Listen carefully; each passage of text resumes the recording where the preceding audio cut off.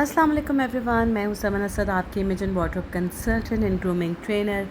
ये मेरा दिन का आगाज़ हुआ था, जल्दी से मैं तैयार होकर फाउंडेशन पहुंची क्योंकि आज मेरा इम्प्रेशन सेशन था अपने बच्चों के साथ। टॉपिक था इम्प्रेशन एंड एक्सप्रेशन, जिसमें मैंने बच्चों को थोड़ा सा तो मेकअप करना सिखाना था और उसके साथ साथ बताना था कि आप वर्क प्लेस पे अपने एक्सप्रेशन को कैसे कंट्रोल रख सकते हैं। सो मैं तो हूँ ही एक्सप्रेशन क्वीन, और यहाँ पर हमारा थोड़ा सा मेकअप का जो डेमो है वो चलना शुरू हुआ और फिर मैंने बच्चों को बताना था कि किस तरह का जो है मेकअप आपने करना है, और साथ बच्चे थोड़ा बहुत गाइड ले रहे थे।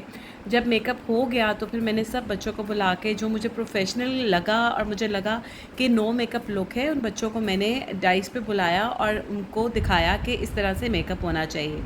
देन सेशन के एंड पे कासिम भाई से मुलाकात थी और उसके बाद फिर हमने अपने बच्चों के साथ पिक्चर्स बनवाई। अब मैं आ गई थी अपने घर। जब मैं घर आई तो मुझे पता चला कि ऑर्डर में जो है आज मज़ेदार किचन में बीफ काबुली पुलाव बनना है और उसके साथ बनना है बहुत कुछ।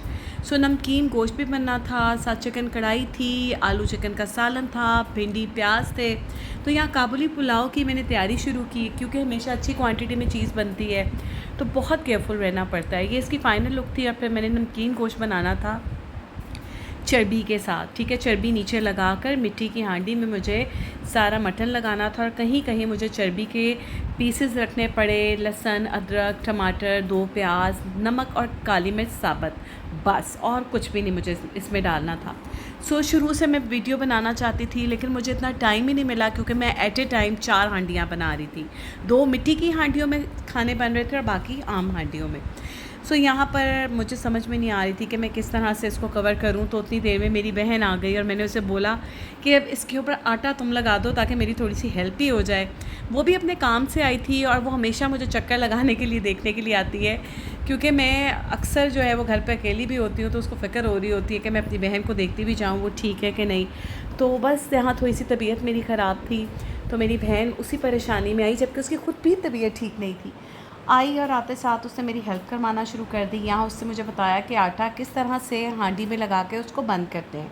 और राशिद ने मेरी बहुत हेल्प की थी। जब मैं घर आई ना तो किचन में बहुत सारे काम होने वाले थे जो राशिद ने हेल्पर से करवा के तो और ख़ुद साथ करके तो बहुत चीज़ों को क्लीन किया हुआ था ताकि मैं यहाँ पे काम कर सकूँ। सो इधर साथ साथ मेरी सारी हांडियाँ तैयार हुई और अब बारी थी दम खोलने की। और ये दम मैंने तकरीबन 2.5 घंटे बाद खोला था। नमकीन गोश्त पक गया था और ये सारा खाना डिनर में जाना था। कोशिश तो मैंने यही की थी कि मैं इसको एज़ इट इज़ हांडियों में भेजूं, जो कि मुमकिन ना हो सका और इतनी तेज़ी से हमें काम करना पड़ा और साथ हमारे रेगुलर कस्टमर का भी काम था। और यहाँ पे मैंने आलू चिकन क्लाइंट के कहने पे शोरबे में बनाया था और वो भी मैंने मिट्टी की हांडी में। सो इस तरह से मेरी सारी चीज़ें बनकर फ़ाइनल तैयार हो गई थी जिनको हमने डिस्पैच किया। साथ ही अपने हॉस्टलाइट बच्चों का खाना भी भेजना था। आपने भी ऑर्डर करना हो तो इस नंबर पर कॉन्टैक्ट करें। थैंक यू, अल्लाह हाफ़िज़, बहुत शुक्रिया।